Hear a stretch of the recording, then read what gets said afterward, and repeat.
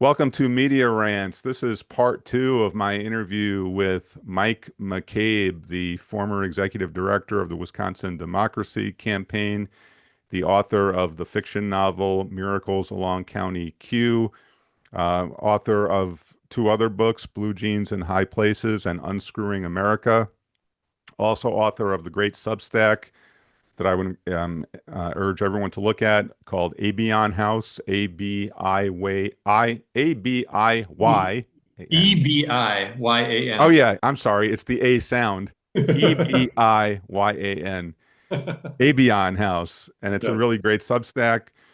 And in this part of the interview, we're going to talk about Wisconsin politics. Um, Governor Tony Evers, Wisconsin's governor, is coming to the end of his second term, and he recently announced that he's not going to be running for a third term.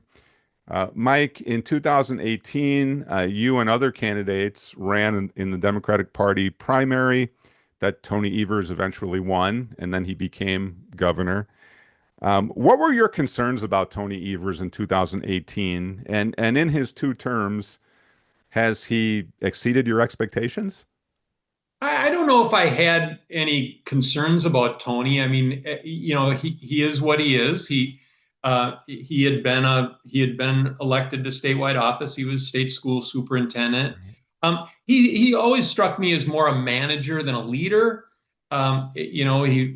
He'd been a school principal, school superintendent, whatever. He'd always been kind of in that position of managing things, right? And so there's always that question of whether he had it in him to be a dynamic leader. He also, started out his campaign with very moderate stances, and I think one of the benefits of such a robust primary is he could sense the reaction that candidates were getting when they took more ambitious or aspirational stands on issues or brought up topics that, or he was steering clear of, and he had the good sense to embolden his positions and change his stances on a number of issues, which I think helped get him elected.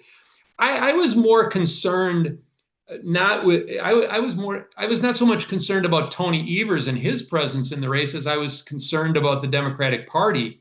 Um, Three times the party had tried to more or less anoint a candidate, clear a path to the nomination for a candidate of the party establishment's choosing, and three times they lost to Scott Walker.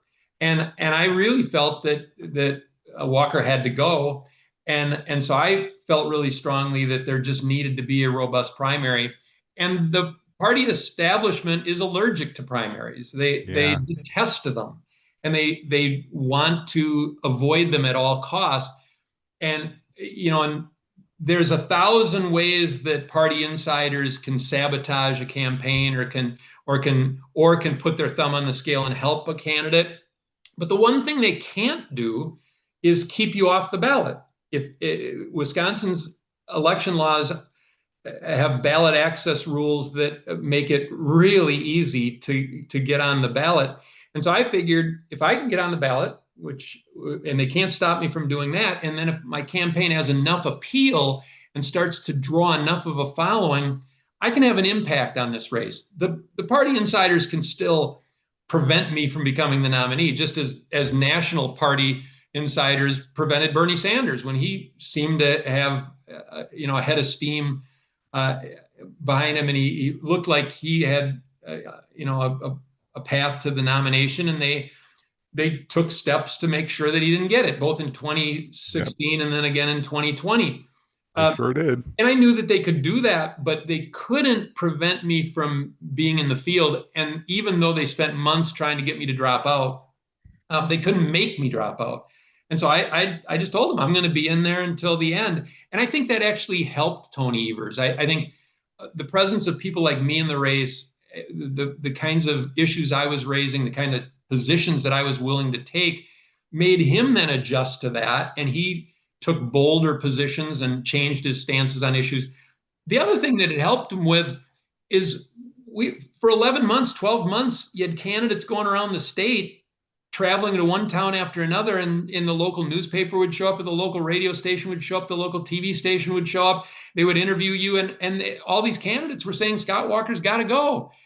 Yeah. And instead of waiting until just a few months before the election to have the nominees start talking, there was a Democratic voice out there for a long time, and it made Tony Evers a better candidate. He had to stand with us in forums and in debates, Yeah. and he was not strong in those early debates, but they weren't televised. No. And Right. by the time he was up against Walker, he could hold his own. So I think that primary, it not only didn't do him any harm, he ended up getting elected. I think it actually did him a lot of good. And I think Well, it's part of the reason why he did get elected. I agree. Well, full disclosure, I supported you in 2018 in the primary, and I thought that you and Kathleen Vinehout, who was the former senator from the Eau Claire area, the two of you, more than any other candidates, were running on the need to break down this urban-rural divide, right? And I especially like the way you got at that because your orientation, which I believe is what I believe also, is that we shouldn't be thinking of left right. We should be thinking of top down. And when we think of politics as top down, I believe the urban rural split disappears, Mm-hmm. right? Because you've said it many times. Mm-hmm. The senior farmer up in Clark County has a lot more in common with a single mom in Milwaukee than the left-right continuum allows us to see. Can you talk more about that, the top-down versus the left-right? Yeah, we've been conditioned to think about politics horizontally. Who's on the left, who's on the right, who's in the middle. And when you think that way, yeah, that black woman in Milwaukee who's maybe working at a daycare center or is a nursing assistant or something like that, she's seen as being on the left. And then there's a family dairy farmer up in Clark County Yeah. who's filing bankruptcy and is struggling mightily. Um, he's seen as being on the right, and so they're seen as being polar opposites. But if you think vertically instead of horizontally, and if you think about who's on top and who's on the bottom, and I don't just mean financially or economically, but Right. not only who's richest and who's poorest, but who's got the most influence, who's got the loudest voice, whose voice is muffled. Those two people are in exactly the same spot on the spectrum. If you think about it with a vertical spectrum, if you think about who's on top and who's on the bottom, they're right there together. And if we were conditioned to think vertically instead of horizontally, those two people would be political allies. They wouldn't be political enemies. And of course, we think horizontally by design. It's because very powerful and privileged people want those two people to see each other as enemies. They want them to, they don't want them to be allies, because if they're allies, that puts, the privileged folks' power at risk. It sure does. And so when Tony Evers got elected, there were many people, myself included, who thought that since he was not perceived as a pure Dane County, Madison type of Democrat, that maybe there would be more progress made in, say, unifying the state. Do you think that Tony Evers made much progress in that area? Because I get the sense that our urban-rural divide is wider now than it's ever been. I don't think it's his fault. But do you Yeah. think that anything has been done in the last 8 years? Oh, I think the rural-urban divide is wider and it's widening. I don't think it's done widening. It seems to be getting worse rather than remaining stable or getting better. And I don't think it's Tony Evers' fault. I don't think, I think we're being swept along in a very powerful current that is a national political current. Wisconsin used to have a very unique identity. We used to be a state that blazed trails. We used to, we created the first kindergarten, the Yeah. first system of unemployment compensation, the first workers' compensation system. Yeah. We were a state of firsts. We were innovating as a state, and a lot of states would follow Wisconsin's lead, but Wisconsin would blaze the trail first. the first gay rights law was enacted here in Wisconsin. It just Right. one thing after another. Wisconsin was out in front.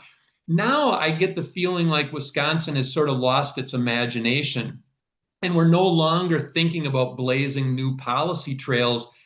We're now just sort of swept along in this rushing current nationally that is kind of taking us backward, and that's very sad to see.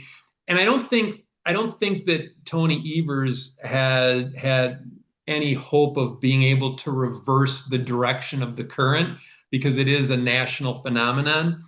Um, so I don't blame him for that, but I am saddened by how there is an absence of effort on the part of progressives to be more imaginative and to seek to blaze trails. I don't expect this current legislature to go along with an ambitious policy agenda. They're too busy trying to wreck things. But that doesn't mean that there shouldn't be voices out there that are putting out the call to the people of Wisconsin to think outside the box and to be more imaginative, because and to sort of harken back to that tradition that Wisconsin had for so many generations of being a trailblazer. Yeah, and this was one of my frustrations with Governor Evers, who was a genuinely decent guy and very much needed following Scott Walker, right? I mean, I thought Scott Walker engaged in divisive tactics that I think it's going to take generations for the state to come back from. Right. So I think Evers' more grandfatherly approach, if you will, was needed at the time. But what did frustrate me was that the thing he seemed to get most passionate about was fixing the damn roads. All right. That's Say that a great. few times. Yeah. I mean, that's great, right? I mean, we should have good roads in Wisconsin. But I mean, shouldn't a Democratic Party, especially the leadership of the Democratic Party, be standing for big things? Whenever I meet candidates, Democrats that want to run for Senate or governor, I always ask the question, so what would be your 30-day agenda? And I'm so, first 30 days in, what would you do? And I'm always disappointed in the answer, because either it does seem to be something along the lines of fix the damn roads, or it's reacting to something the Republicans are doing. Right. Right? We'll Well, reverse what they did. We'll fight them. We'll veto their stuff. Go ahead, Mike. there's this line that I've used many times to describe the two parties, and I know it annoys a lot of Democrats when I say it, but I've said it many times, and I don't actually identify which party's which. But I said we've got one party that's scary and another that's scared, and I don't even have to say which one is which, and people instinctively know what I'm talking about. I've never had to say which party is which when I say one is scary and the other is scared. But I'm very troubled by the absence of ambition, Yeah. the timidness that we see in our politics. We've got one side that has got the wrecking ball out and just wants to demolish things, but the other side is not speaking aspirationally about where we need to go and what we need to do next. And if old institutions and old policies do get demolished, uh, do we just go?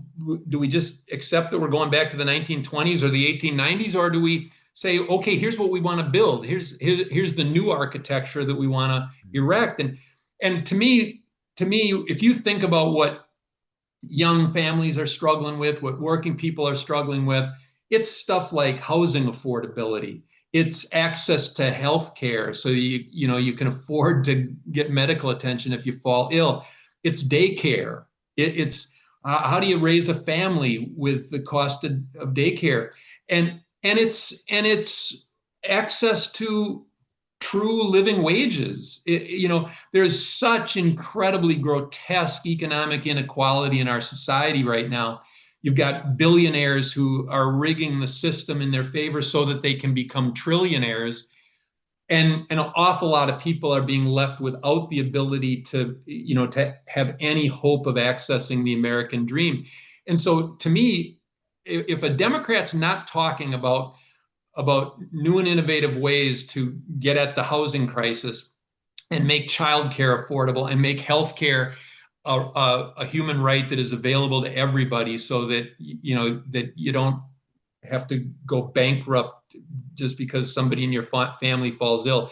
If they're not talking really ambitiously about those kinds of things, then they're not doing us much good. Yeah, And I agree. I agree. I was listening to an interview the other day with you remember Robert Reich, I do. Clinton's labor secretary, and he was making the point that we make this distinction now between progressive Democrats and establishment Democrats.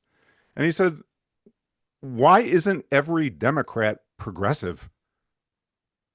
I mean, is this so-called establishment Democrat? You spent many years tracking money in politics. Is even the idea of an establishment Democratic Party, is that a symptom of the money in politics? Oh, it is. I think part of the reason why you've got a scared party is because they're afraid of the money. The money people, the billionaire class wants a system rigged in their favor. They want things that will further enrich them, and they don't want people talking about health care for all. In the governor's race, all the candidates were saying, yes, we should take the federal Medicaid money, which we didn't. Wisconsin Right. turned it down. We should take the federal money to expand Medicaid access.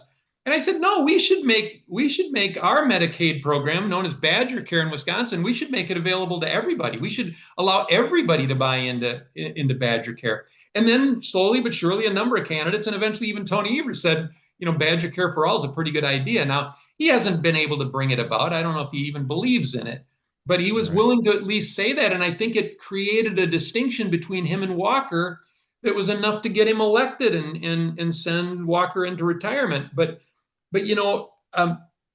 yeah, the money people don't, the insurance industry doesn't want a national health care program, or they don't want Badger Care for All here in Wisconsin. And that's where it takes courage to stand up to those money interests, and and Democrats haven't been willing to do that. What's your take, Mike, on this most recent budget that the Wisconsin legislature passed and the governor signed? Many in the Democratic Party were disappointed with Governor Evers. They thought he should be tougher in negotiation, that he should hold out for more money for childcare, especially for K through 12 and many other areas also. Do you think that Tony Evers, throughout his two terms, gave in too easily on the budget? Oh, it's easy to, from an outsider perspective, to say I would have done this or I would have done Right. that, and you don't know if you could have really accomplished it unless you were actually in the position.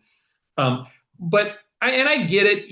There was some federal money that I think both sides wanted to access before the Trump administration clawed it back and took it away from states. And Medicaid was one area where they could get some federal money and take advantage of it before new rules were put in place by Right. the current regime that took it away from states. And I get a lot of the pressures that the governor was under, and I also get that he was dealing with a very hostile legislature that simply doesn't want to work with him. So there's that partisan divide.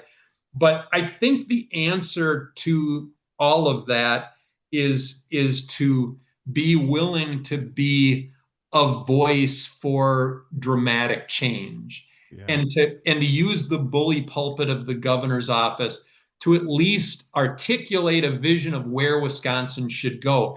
Even if you're not able to get the majority of legislators to go along for that ride, you still have to say, this is where we should head as a state. And I think that's been the governor's biggest shortcoming, is he doesn't have the ability to use that bully pulpit to its full effect. He's not able to articulate a vision of what Wisconsin should become, even though he would be fought at every turn, and they would resist his vision in the legislature because it's a very backward thinking legislature right now. Yeah. you still have to be forward thinking, and you have to describe where you're going before you'll ever be able to get there.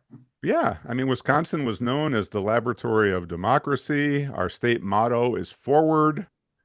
I mean, you've got history on your side if you take a forward-thinking platform, and you've got the people on your side. Yep.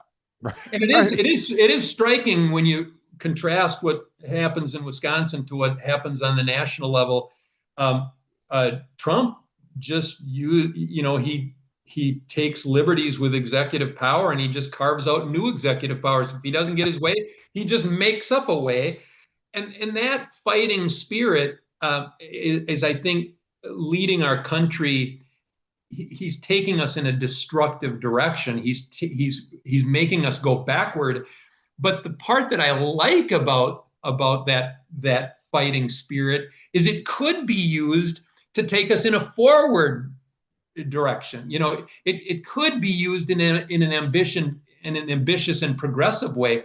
But we have a very cowardly or timid form of progressivism in our state, in our country, and we have a very aggressive sort of backward thinking. Yeah, I don't even want to call it conservatism. No, I wouldn't know. It's a reactionary kind of politics. Right. And Trump speaks fondly of the 1920s, says that's a glory era, in the 1890s.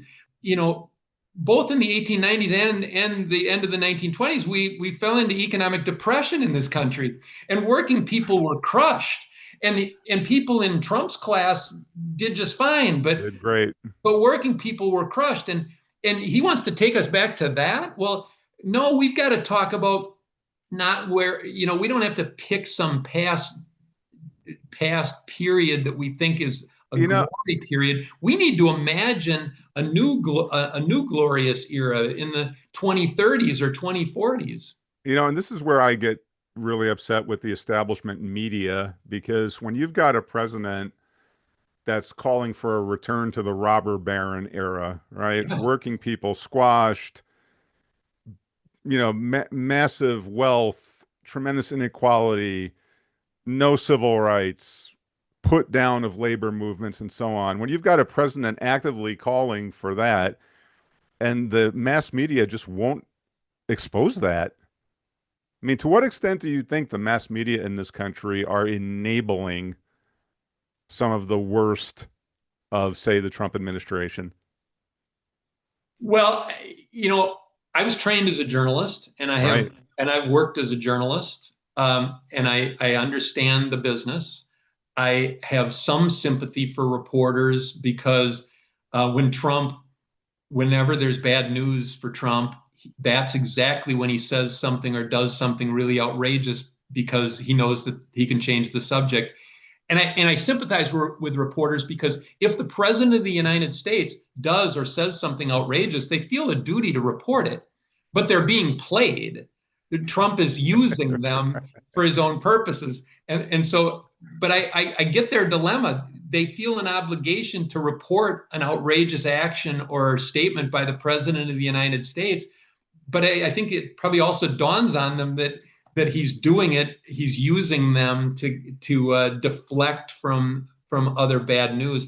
But having said that, having expressed some sympathy, I think the what saddens me so much is how so much of the mass media have cowered at his Oh, feet and have gone down on bended knee and have been willing to pull punches because they fear his retribution.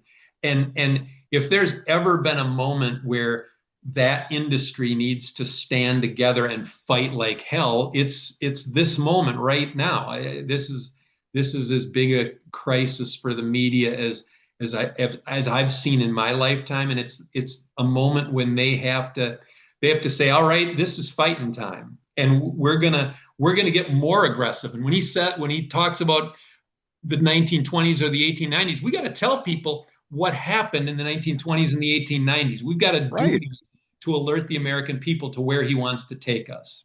I agree with you 100%. If we go back to Governor Tony Evers, Do you think he made a wise decision in not running for a third term?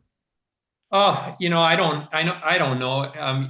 They all look at poll numbers and they're they're all making their calculations about their hopes for election or reelection. And to me, and I can't look into Tony Evers' head or his heart. I don't know what motivated the decision. But to me, if you really believed that Wisconsin, if you had an idea of what Wisconsin's future should look like, and you felt like you had the ability to take us there, then a third term would make sense. But he hasn't he hasn't used the bully pulpit of the governor's office to articulate such a vision. He's been kind of a caretaker governor. He's been able to ward off the demolition crews to a certain extent, and there's value in that. He's been able to stand up to destructive Republican actions to a certain Mhm. extent. What he hasn't done is mapped out a future direction for Wisconsin. He hasn't given us an ambitious vision.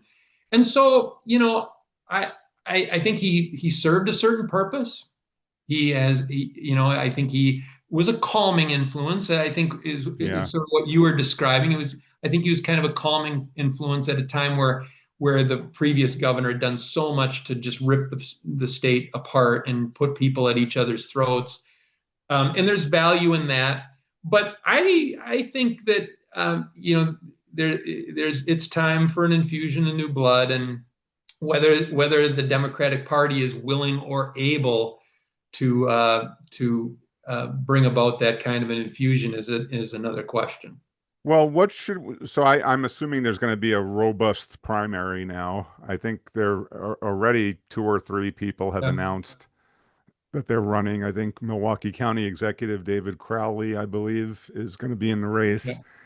Um, Sarah Rodriguez, the lieutenant governor, is going to be in the race. And I don't know if any others have officially announced, but what do you think we should be looking for in a Democratic Party nominee for governor?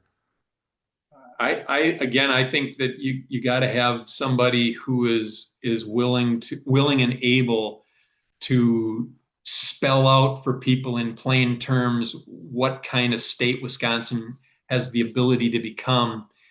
But then we need somebody who will talk bluntly about things like housing and healthcare and daycare and livable wages and and those are the things that have got young families at wits end. They're Well, let me thinking, ask you, how my the my heck do we afford to make this work? right. Well, we've said you're originally from Clark County, and rural counties like that in Wisconsin have become deep red. Mhm. Should Democrats just give up on those counties? No. No, I didn't think you'd say no. So, what do you think Democrats in 2025 need to be doing to at least make the Clark counties of Wisconsin less red? Well, Democrats have largely given up on rural Wisconsin and rural America. I think they just feel like, hey, we don't have any chances of winning elections there. The mistake in that thinking is that if you don't, even when you're losing elections, you've got to be listening to them, you've got to be learning from them, and then you've got to be talking to them, and you've got to be saying that we can make your life better in these ways. And you know I grew up at a time when our member of Congress, the House of Representatives, was a Democrat, and I was living in what is now one of the deepest red counties in America. And the member of the House of Representatives was a Democrat. The state senator was a Democrat. The state assembly representative was a Democrat.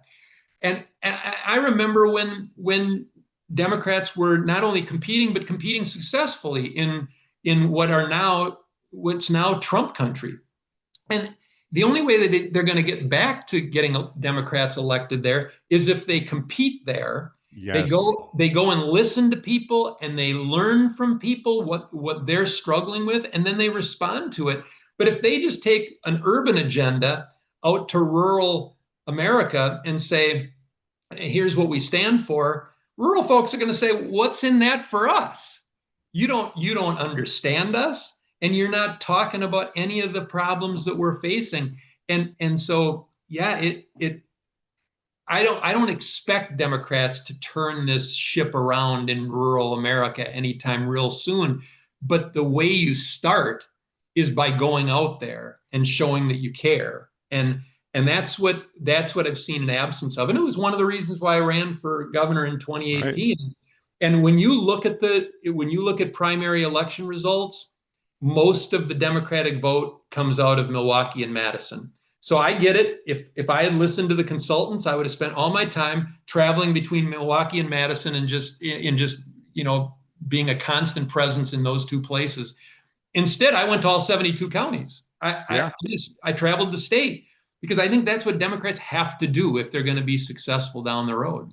Yeah, you have to show up all over the state, run candidates in all 99 assembly districts, all the Senate districts, and so on. What has frustrated me is it has seemed nationally and in our state to an extent, the strategy seems to be at some point the Republicans will so overreach that people will come back to us. And that does happen sometimes, right? I mean, sometimes the Republicans get so bad. I mean, that may happen in 2026, right? To a certain extent, it may. Right? Trump and the Republican Congress have been so atrocious and so bad that it is conceivable that the Dems could attain majorities just from reaction to them. But that's not a long-term strategy. No. And partly it amuses me, but also it saddens me when Democrats do win an election. They win them. If they take the midterms in 2026. I've seen the impulse play out before. I predict it'll happen again. They sort of say, "Oh, they like us again." People really agree with us. And no, it's that they just decided that for the moment, they hate the other side a little bit more than they hate you, but they hate you. And the long-term solution is to do something that makes people stop hating you. And look, Trump is the most unpopular president in American history. If you look at his approval ratings, Oh my he God. is the lowest approval ratings of any president in US history. But the Democrats currently are polling even lower. They're even less popular than Trump. Trump has trouble staying in the 40s in terms of public approval. Well, the Democrats are having trouble staying in the 30s on public approval. And so the long-term solution is to reconnect with the population and start talking about what they're struggling with, what they're despairing over, and talking about it in blunt terms and saying to the donors, keep your money if you have to, because Right. we're going to talk the way we need to talk to people who are suffering. We're going to address that suffering. And if you don't want to donate to us as a result, keep your damn money. Instead of saying fix the damn roads, they should be saying keep your damn money. If you're gonna take us down a path that leads us to 29 or 30% public approval, it's not a trip we're going to take with you. And we're going to address the key struggles that Americans have, and we're going to be bold in doing it. And then we're going to take our chances. That's what I'm looking for. I agree. Instead of just like looking for gimmicks, I mean, you hear all this stuff, and then maybe if we had a liberal Joe Rogan, you know, maybe if we could get like a popular celebrity on our like all these gimmicks. No, maybe if you actually stood with the population at large. And speaking of a liberal Joe Rogan, haven't they learned anything from the emergence of Fox News as such a powerhouse in cable news?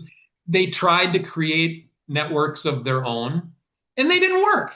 Right. And when Rush Limbaugh was riding high, they tried to create, a liberal version of Rush Limbaugh, and it didn't work.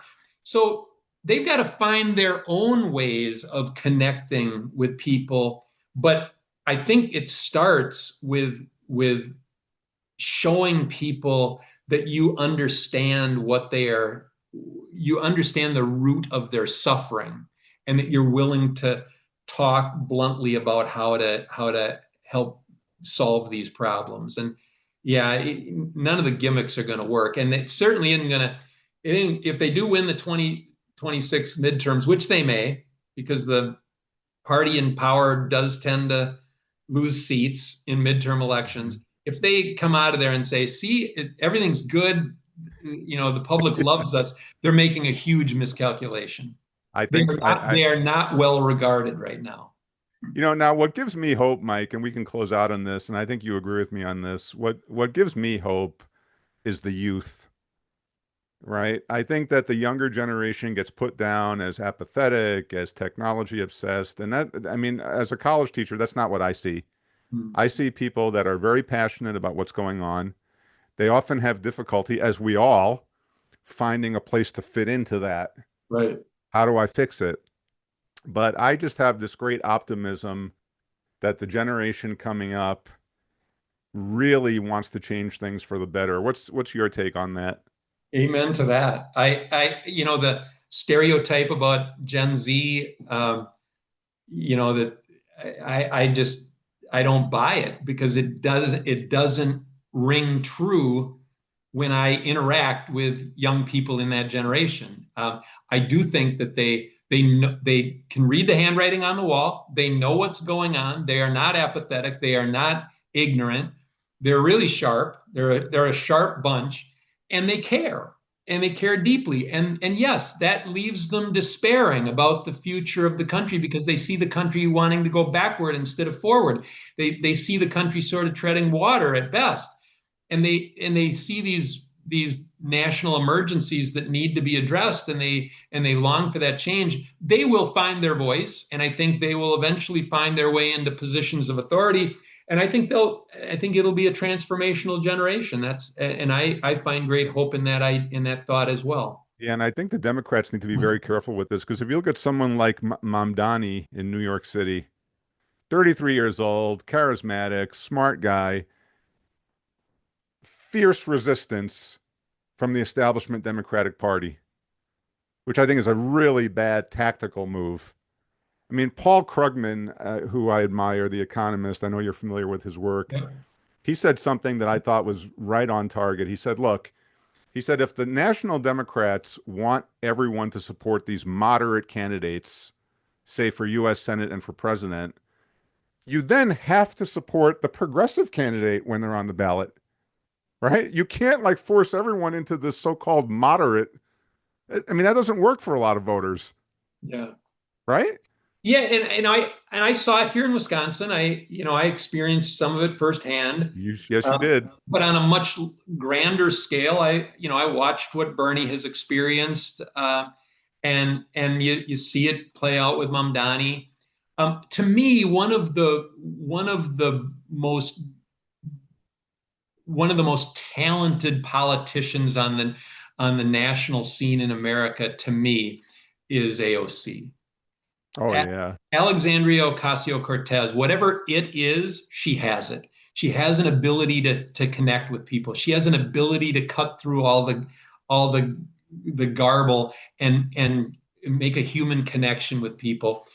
And the Democrats have not sought to elevate her to to the extent that she's a widely known figure. It's because of her own appeal. It's not because the party's done anything to elevate her or give her a stage.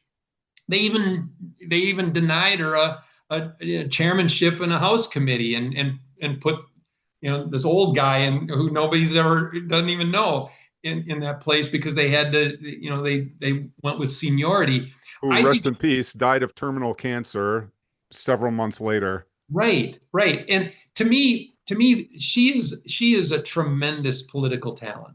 And like Yeah. I said, I don't know what it is, but she has it. And and the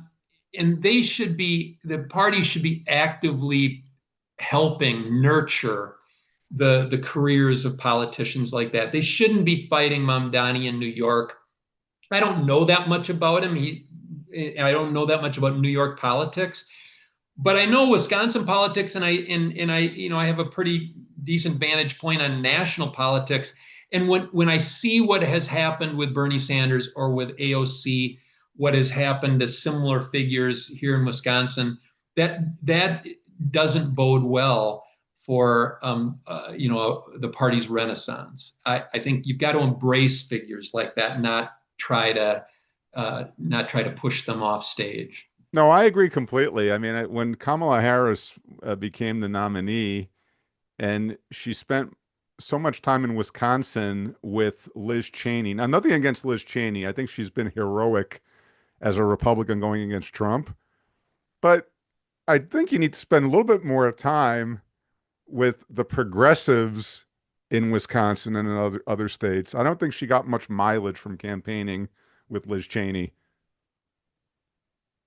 So I don't know if her race was a wake-up call for the Dems. We will soon see.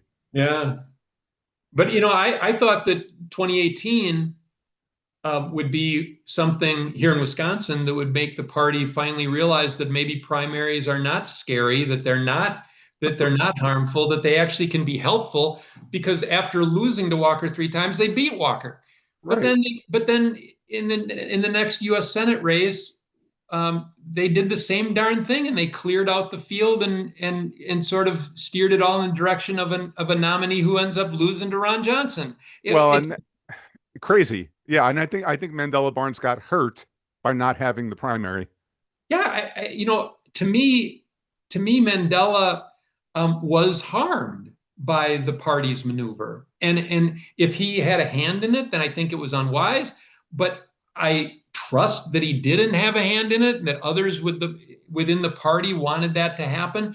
But what they did in clearing the field and pushing people out with only 2 weeks to go before the election, I think hurt him. I think it left a sour taste in the mouths of a lot of Democratic voters, but it certainly didn't send any kind of a message that was appealing to those independents and those people who are going to swing elections. And I think it hurt him. And so even though Tony Evers came out of a robust primary and beat Walker when 3 previous attempts to take him down had failed, they didn't seem to learn the lesson. No. And they repeated the mistake in the U.S. Senate race, and we still have Ron Johnson, the curse of Ron Johnson, as our U.S. Senator. On that note, Mike, thank you so much for your time. We'll have to do this again soon. It was a pleasure. Enjoyed All it. right. Appreciate it.